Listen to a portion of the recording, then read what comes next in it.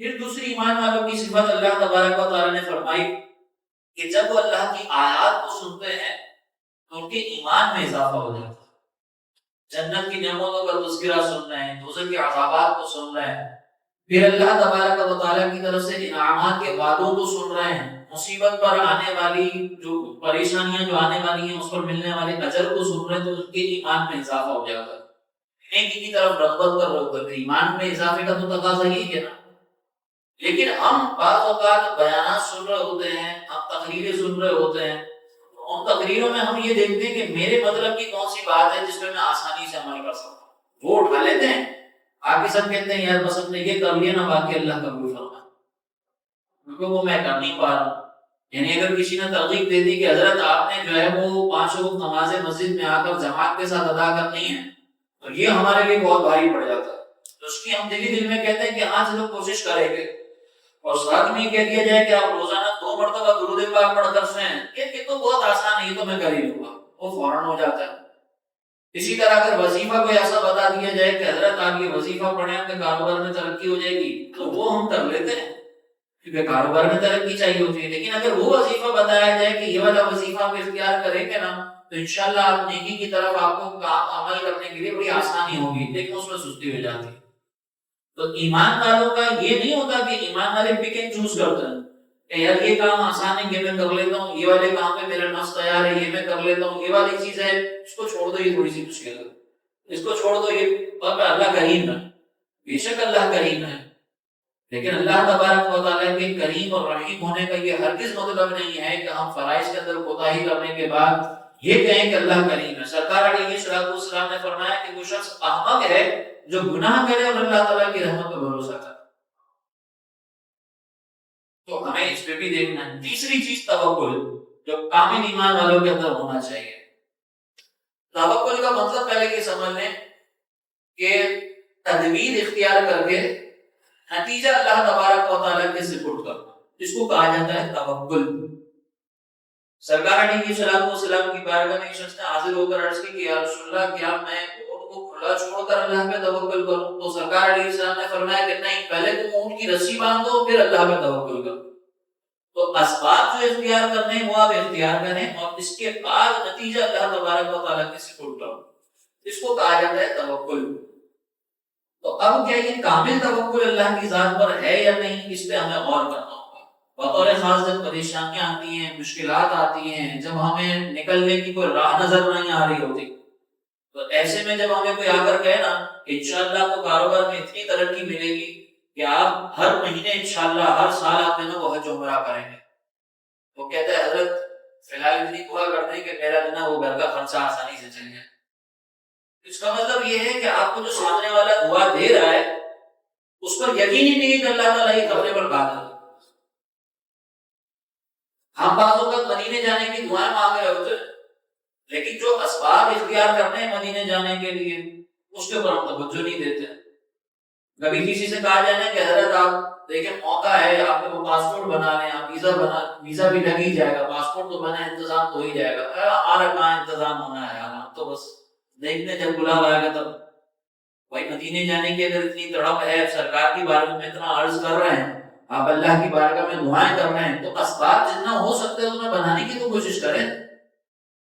آپ اسباب ہی اختیار نہ کریں اور دل میں بس اوپر سے دعائیں کرتے رہے سدائی قسم کی، تو یہ کامل دعا نہیں ہوتی۔ کامل یقین کے ساتھ آپ دعا کریں اور اس میں یہ بھی یقین ہو کہ اگر میرا رب میری مرضی کے مطابق مجھے نہیں دے گا نا تو انشاءاللہ اس کے بدلے مجھے اس سے زیادہ بہتر چیز ملے گی۔ میں اگر مثال کے طور پر یہ دعا مانگوں کہ یا اللہ مجھے اچھی جاب مل جائے، مجھے اچھی جاب مل جائے، مجھے اچھا روزگار مل جائے، میرا کاروبار اچھے طریقے سے چل پڑے، اور جس کاروبار میں میں کام کر رہا ہوں وہ کاروبار اگر میرے حق میں بہتر نہیں ہے بالفرض، تو مجھے پھر یہ یقین ہونا چاہیے کہ اگر میرا یہ والا کاروبار نہیں چل رہا، اگر مجھے جاب نہیں مل رہی ہے، تو یقیناً اللہ تبارک و تعالیٰ نے اس سے بہتر کوئی فیصلہ میرے لیے کیا ہوگا۔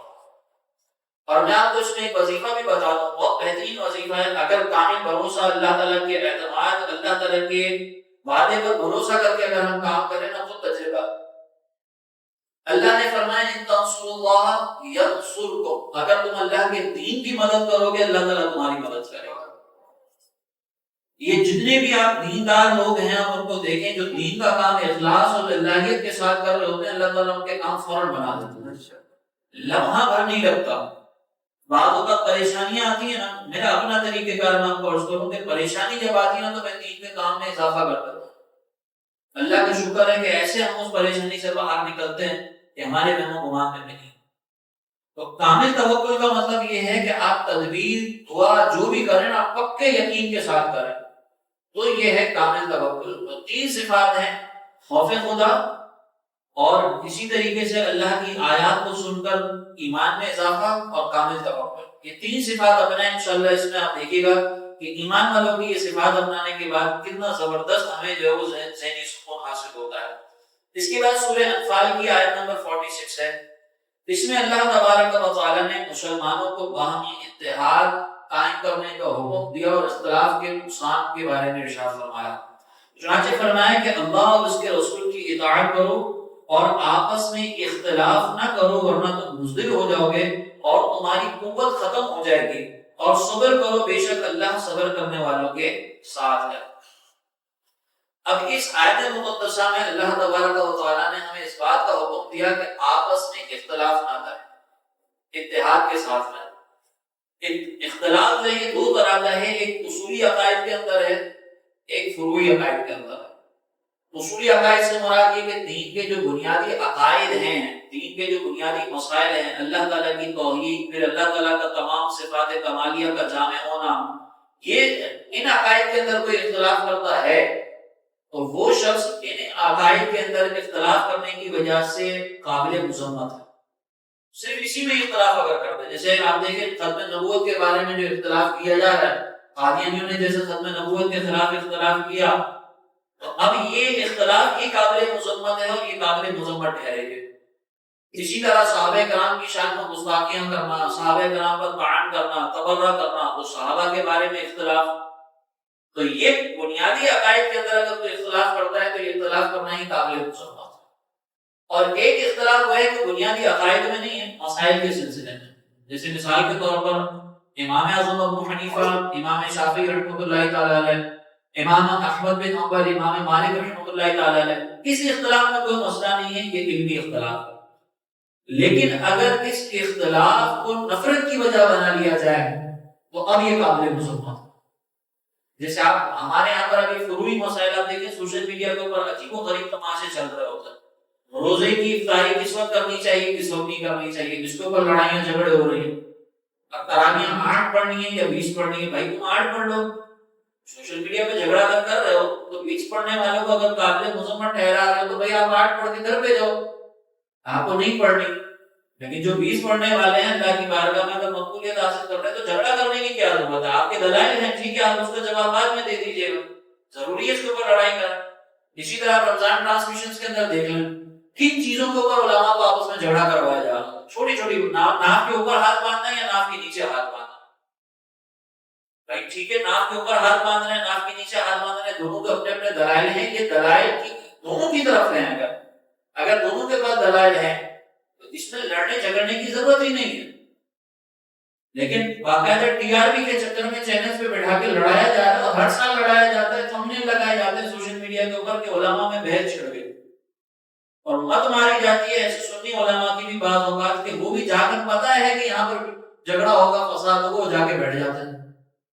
میں آپ کو جانے کی ضرورت کیا ہے، آپ کا وقار کچھ ہے نہیں مقام پر، اور آپ یہ دیکھیں کہ اس طرح کی وجہ سے ہم اپنے آنے والوں کو کیا پیغام دے کر جا رہے ہیں۔ کیا یہ سارا تماشا دیکھنے کے بعد لوگ دین کے قریب آئیں گے؟ کبھی بھی نہیں آئیں گے۔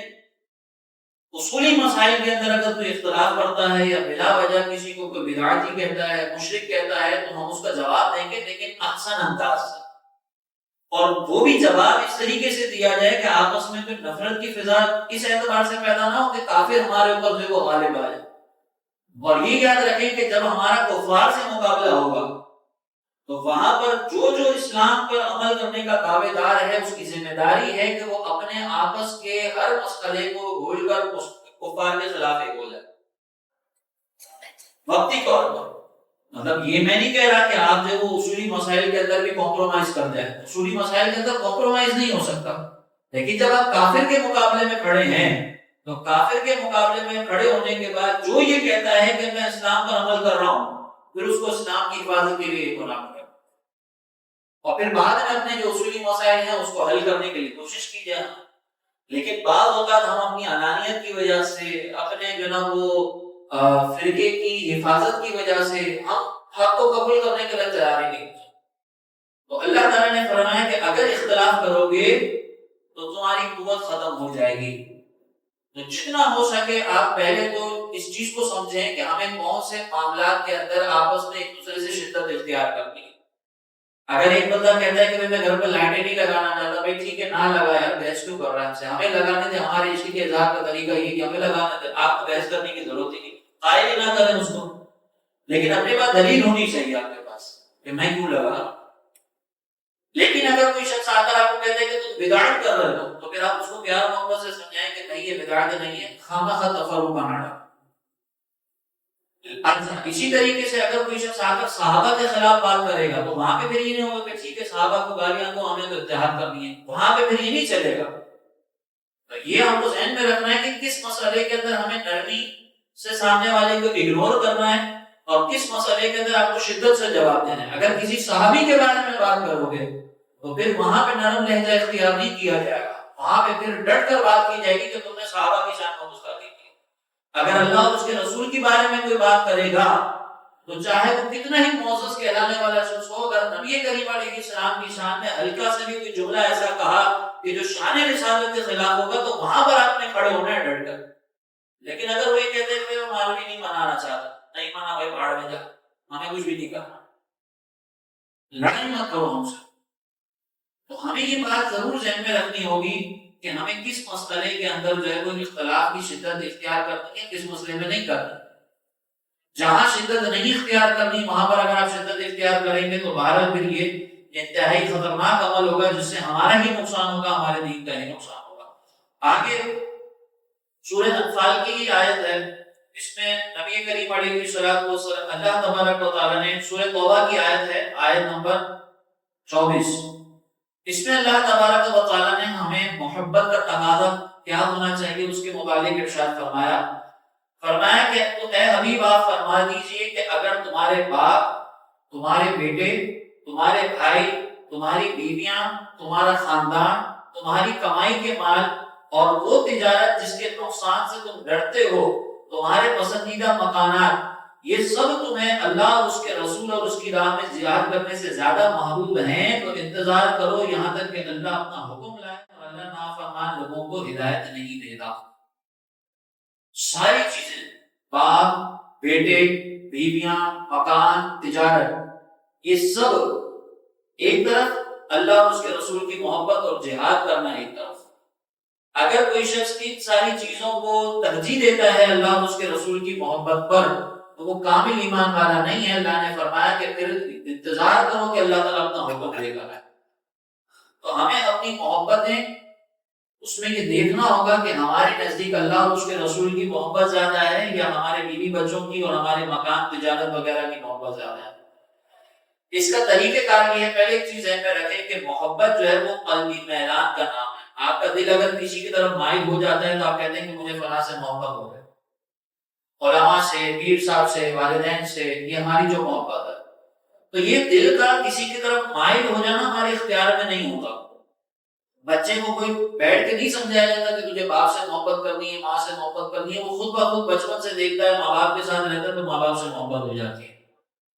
تو یہ تو ہمارے اختیار میں نہیں ہے، لیکن اس محبت کا جو نتیجہ ہے نا وہ ہمارے اختیار میں ہے، اور ہم اسی کے ہی مکلف ہیں ابتدائی طور پر، کہ اگر اب اس کا نتیجہ کیا ہے، جس سے ہمیں محبت ہوتی ہے ہم اس کی بات مانتے ہیں، جس سے محبت ہوتی ہے اس کی نافرمانی نہیں کرتے۔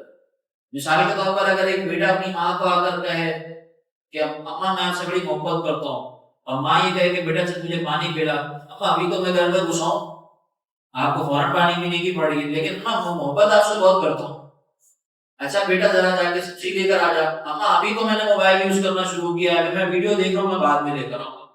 تو اماں کیا کہے گی، بھاگتے ہیں یہاں سے، ایسی محبت کے دعوے کر رہا ہے میرے سامنے، بات تو جو ایک بھی نہیں مانتا۔ اور دوسرا ایسا ہو کہ جو یہ کہے، جو دعوے نہیں کرتا ہو اماں خالی ایک آنکھ اٹھا کر دیکھتی تو اس کو سمجھ میں آ جائے کہ امی کو پانی چاہیے تو وہ جا کر پلا دے. اماں ایک آواز دے کے بیٹے جا کے سبزی لے کر آ تو وہ فٹافٹ لے کر آ جائے. اس میں بھی واپس آنے کے بعد اماں کہے کہ آلو تو میں بھول گئی تھی, جا واپس جا آلو بھی لے کر آ, تو وہ فوراً بھاگتا ہوا چلا جائے. اور یہ دعوے نہ کرے زبان سے, تو ماں کے لیے کون پیارا ہوگا, پہلا والا یا دوسرا؟ یقیناً دوسرا. اب ہم دعوے کریں بڑے بڑے, لیکن ایک طرف اللہ کا حکم ہو, اس کے رسول کا حکم ہو, دوسری طرف دنیا کے تقاضے ہوں, تو ہم کیا کرتے ہیں؟ نوجوانوں کو آپ دیکھ لیں, سرکار علیہ السلام کے احکام ایک طرف اور نفسانی خواہشات ایک طرف. سرکار علیہ السلام نے حکم فرمایا داڑیاں رکھو, یہودیوں جیسی شکل نہ بناؤ, تو نوجوان کہتا ہے کہ ابھی تو میری عمر ہی کیا ہے, ابھی میں اگر داڑھی رکھوں گا تو مجھے تو ملا ملا کہہ کے چڑھائیں گے, ابھی میں نہیں رکھ رہا.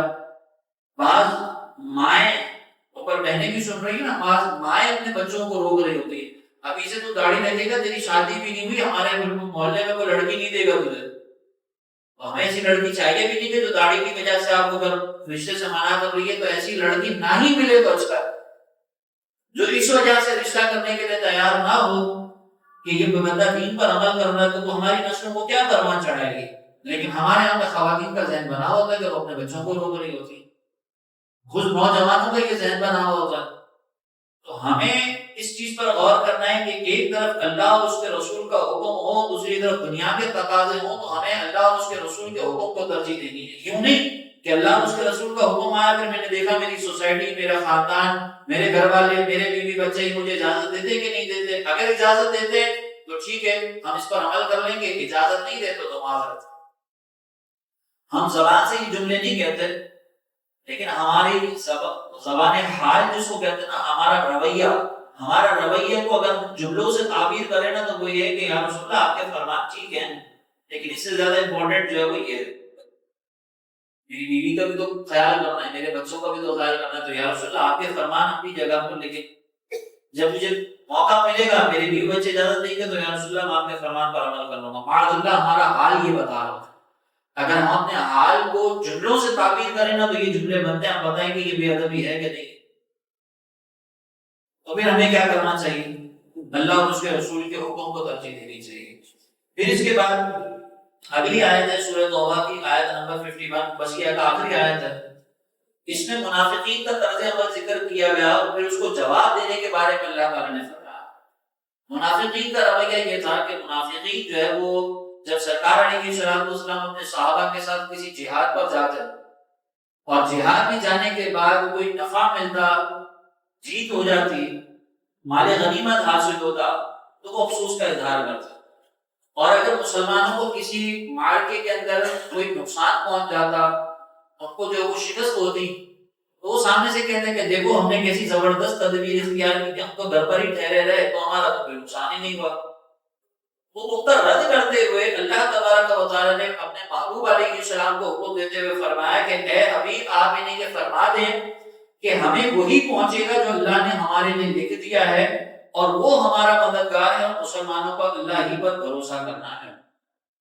یعنی یہاں پہ اللہ تبارک و تعالیٰ نے محبوب علیہ السلام کو حکم دیتے ہوئے فرمایا کہ اے حبیب آپ ان سے کہہ دیں کہ ہمیں جو بھی نفع نقصان مل رہا ہے, کہ ہمیں تقدیر کی وجہ سے مل رہا ہے جو اللہ نے لکھ دیا.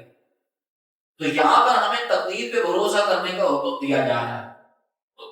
تقدیر کسے کہتے ہیں, اس کے بارے میں جاننا بہت ضروری ہے. یہ ایک بنیادی عقیدہ ہے. بعض اوقات اس کے اندر خرابی ہمارے لیے نقصان کا سبب بن جاتی ہے. اب آخر میں بس اس کے اوپر میں کچھ کلام کر دیتا ہوں, اور یہ میں ذکر کرتا ہوں کہ سرکار علیہ السلام کا ایک فرمان ہے. ایک مرتبہ نبی کریم علیہ السلام مسجد نبوی میں تشریف لائے, تو دیکھا کہ صحابہ آپس میں جو وہ تقدیر کے معاملے میں کچھ گفتگو کر رہے ہیں. تو سرکار علیہ السلام نے جلال کا اظہار فرمایا, اور اس جلال کا اظہار کرتے ہوئے فرمایا کہ تم سے پہلی قومیں اسی لیے تباہ ہو گئی کہ وہ تقدیر کے معاملے میں جھگڑتی تھی.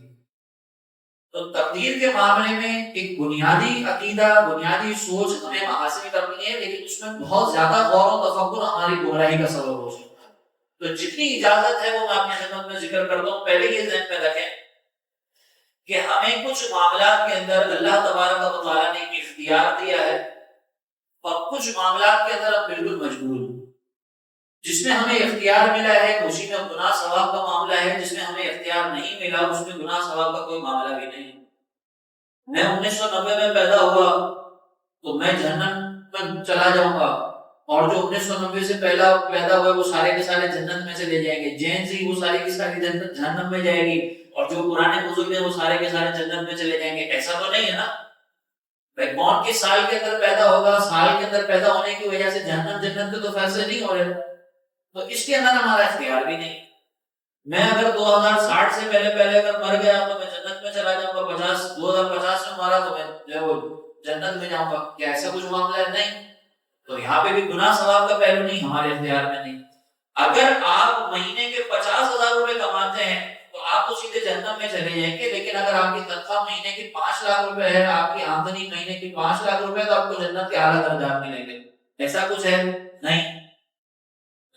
آمدنی کس کی کتنی ہوگی اس میں بھی جو ہے وہ کوئی شخص اپنے اعتبار سے سمجھنا مجبور ہے کہ آمدنی کتنی ہوگی. ہاں ذریعہ کیا بنا رہے ہیں وہ ایک الگ مسئلہ ہے، لیکن مہینے کی آمدنی کتنی ہوگی اس میں ہم مجبور ہیں، جو اللہ نے لکھ دیا ہوا ہے. اور جس معاملات میں ہمیں اختیار ہے، گناہ ثواب کے سارے معاملات، جیسے مثال کے طور پر نماز پڑھنے کے لیے آنا، اب ایک بندہ نہیں آ رہا، سود سے بچنا ہے، نہیں بچ رہا بندہ، سود کھایا جا رہا ہے، رشوت لیے جا رہا ہے، تو یہاں پر ہمیں اختیار ملا تھا، ہم نے اپنے اختیار سے عمل کیا. حضرت علی رضی اللہ تعالیٰ عنہ کی بارگاہ میں ایک شخص آیا، اس نے یہی سوال پوچھا کہ حضرت مجھے تقدیر کے معاملے میں کتنا اختیار ہے اور کتنا میں مجبور. تو مولا کائنات رضی اللہ تعالیٰ عنہ نے اسے کہا کہ تم اپنے ایک ٹانگ پہ کھڑے ہو جاؤ. تو اس نے ایک ٹانگ کو اٹھا لیا، کہا دوسری اٹھاؤ، تو کہا یہ تو میں نہیں کر سکتا. تو کہا بس اتنا ہی تقدیر کے معاملے میں اختیار ہے اور اتنا ہی تو مجبور ہے. اب سوال یہ پیدا ہوتا ہے کہ جو چیز تقدیر میں لکھ دی گئی ہے ہم تو وہی کرنے کو کریں گے. ہمارا نیک عمل اختیار کرنا، ہمارا برا عمل اختیار کرنا، یہ سب تو تقدیر میں لکھا ہوا ہے، تو پھر ہم پھنس کیوں رہے ہیں؟ تو مسئلہ یہ ہے کہ ہم جو بھی کام کر رہے ہیں نا اپنے اختیار سے کر رہے ہیں. مثال کے طور پر اس کو میں ایک ایگزامپل سے آپ کو سمجھاتا ہوں. آپ کوئی بھی پروڈکٹ پرچیز کرتے ہیں تو اس کے اوپر ایکسپائری ڈیٹ لکھی ہوئی ہوتی ہے. اب آپ کمپنی کے پاس جا کر کہیں کہ یہ جو آپ نے پروڈکٹ مجھے دی ہے نا، اس کے اوپر آپ نے ایکسپائری ڈیٹ جو ہے 1 سال کی لکھی ہے، برائے کرم اس کو ایکسپائری ڈیٹ جو ہے نا وہ 2 سال کی کر دی. آپ کا یہ مطالبہ صحیح ہے؟ کیوں؟ کیونکہ کمپنی نے تو پہلے سے جان لیا تھا کہ یہ پروڈکٹ 1 سال کے اندر خراب ہو جائے گی، وہ آپ کو صرف انفارم کر رہی ہے. تو ایکسپائری ڈیٹ کے آگے پیچھے لکھنے سے ایسا نہیں ہو جاتا کہ وہ پروڈکٹ مجبور ہو گئی تھی خراب ہونے میں. بات سمجھ نہیں نا، وہ پروڈکٹ نے تو ایکسپائر ہونا ہی تھا. کمپنی نے اپنے تجربے سے جان لیا کہ یہ پروڈکٹ ایکسپائر ہونے والی ہے، اسی لیے ہم لکھ رہے ہیں. تو آپ اور میں جو کرنے والے تھے، اللہ تبارک و تعالیٰ نے اصل سے جان لیا کہ یہ شخص یہ کام کرے گا، اور پھر اس کے بعد اللہ تعالیٰ نے یہ لکھا ہے. اور کیا آپ اور میں اللہ کے علم کی وجہ سے مجبور ہو گئے؟ مجبور نہیں ہوئے.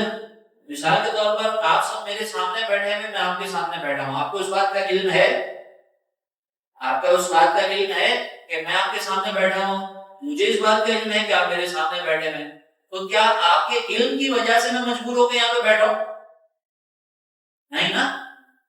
تو اللہ کے علم کی وجہ سے ہم کیسے مجبور ہو گئے؟ تو اللہ تبارک و تعالیٰ نے ہمیں اختیار دیا ہے، اور اللہ کے علم میں یہ بھی موجود ہے کہ یہ بندہ اپنے اختیار سے کرے گا کیا. جیسے کمپنی کو یہ معلوم ہے کہ یہ پروڈکٹ 1 سال کے اندر خراب ہو جائے گی، تو کمپنی کے ایکسپائری ڈیٹ لکھنے کی وجہ سے پروڈکٹ خراب نہیں ہوئی، بلکہ پروڈکٹ تو ویسے ہی خراب ہونی تھی. تو اسی طریقے سے اللہ نے جو تقدیر میں ہمارے لیے لکھا ہے، ہم اس کی وجہ سے مجبور نہیں ہوئے، بلکہ ہم تو یہ کام کرنے ہی والے تھے، اللہ تبارک و تعالیٰ نے وہ جان کر لکھ دیا. اسی طرح میں آپ کو چلیں ایک اور ایگزامپل دے دیتا ہوں اس حوالے سے، اور پھر اس کے بارے میں عرض کروں گا کہ اس سے زیادہ تقدیر کے بارے میں سوچنے کی اجازت ہمیں نہیں ہے. آپ نے مثال کے طور پر ایک ویڈیو پہلے سے دیکھ لی، اور ویڈیو دیکھنے کے بعد آپ نے دیکھا کہ اس میں جو نا وہ ایک شخص نے اپنے جیب سے چھرا نکالا اور دوسرے کے پیٹ کو مار دیا. اب آپ نے اپنے دوست کو بلایا ویڈیو دوبارہ پلے کی، اور یہ سارا لکھ لیا تھا آپ نے کہا کہ یہ ساری چیزیں جو میں نے لکھی ہیں نا یہ پڑھ اور ویڈیو دیکھ. اب آپ کا دوست جو ہے وہ پڑھ رہا ہے کہ ایک شخص آیا گلی کے اندر، وہ دیکھا ویڈیو کے اندر گلی کے اندر ایک شخص آ رہا ہے، جیب سے چھرا نکالا، اس نے دیکھا کہ واقعی ویڈیو کے اندر چھرا نکال رہا ہے. پھر اس کے بعد جو وہ آپ نے لکھا ہوا تھا کہ یہ چھرا جو ہے وہ سامنے والے کو مار دے گا، تو باقی ویڈیو میں ایسا ہوا کہ چھرا سامنے والے کو مار دیا، اب وہ پڑھنے والا آپ کو یہ کہے کہ یہ تم نے کیا کیا، تم نے تو بندہ مروا دیا. آپ اس کو کیا کہیں گے کہ بھائی میرے لکھنے کی وجہ سے ایسا تھوڑی ہوا ہے، یہ تو میں نے پہلے سے دیکھ لیا تھا کہ ایسا ہونے والا ہے اور میں نے لکھ دیا تھا، میرے لکھنے کی وجہ سے ایسا تھوڑی ہوا، وہ تو ہونے والا تھا. تو آپ نے ایک چیز پہلے جان لی، اس کو لکھ لیا، اور لکھنے کے بعد آپ نے دوسرے کو دکھایا. اب اگر وہ آپ کے اوپر اعتراض کرتا ہے کہ آپ کے لکھنے کی وجہ سے ایسا ہوا ہے، تو یہ بیوقوفی والا اعتراض. تو بس اسی مثال کو سامنے رکھ کر ایک ایکسپائری ڈیٹ والی ایک اس کو کہ ہم لکھنے کی وجہ سے مجبور نہیں ہیں، اللہ کے علم کی وجہ سے ہم مجبور نہیں ہیں. اللہ تبارک و تعالیٰ ازل سے جانتا ہے، اس نے ہمیں اختیار دیا ہے، اور وہ یہ بھی جانتا ہے کہ ہم اپنے اختیار کو کیسے استعمال کریں. اور اگر آپ کا اعتراض یہ ہو کہ گناہ میں ہم پھنس کیوں رہے ہیں، تو پھر نیکیوں کے اجر کا مطالبہ کیوں کر رہے ہیں؟ نیکیوں کے اجر کا مطالبہ بھی نہ کریں. تو نیکیاں بھی ہم اپنے اختیار سے کر رہے ہیں تو اس کا اجر مل رہا ہے نا. آج یہ ماشاءاللہ ہم سب درس میں بیٹھے ہیں تو اپنے اختیار سے بیٹھے ہیں، ہمیں اس کا اجر ملے گا. تو پھر اس پہ اجر کا مطالبہ بھی نہ کیا جائے. اگر آپ کو گناہ کے اوپر، اگر آپ کو کوئی غلط کام کرنے کے اوپر گناہ ملنے پر اعتراض ہے، تو پھر نیکی پہ بھی اعتراض ہونا چاہیے. تو امید ہے کہ یہ بات میں سمجھانے میں کامیاب ہوا ہوں گا. بس اتنا ہی ہمیں تقدیر کے اوپر جو سمجھنا تھا وہ سمجھنا ہے، اس سے زیادہ غور و فکر کی ہمیں اجازت نہیں ہے. اس پہ بھی انشاءاللہ ہم کبھی کلام کریں گے کہ ہمیں عقائد سیکھنے کے سلسلے میں جو ہے عقل اگر دی ہے تو عقل کی اپنی ایک حد ہوتی ہے، اس حد سے آگے اگر ہم عقل کو استعمال کریں گے تو تباہی ہو سکتی ہے. اللہ تعالیٰ آپ کو مجھے عمل کی توفیق عطا فرمائے. آمین. وما علینا الا البلاغ المبین.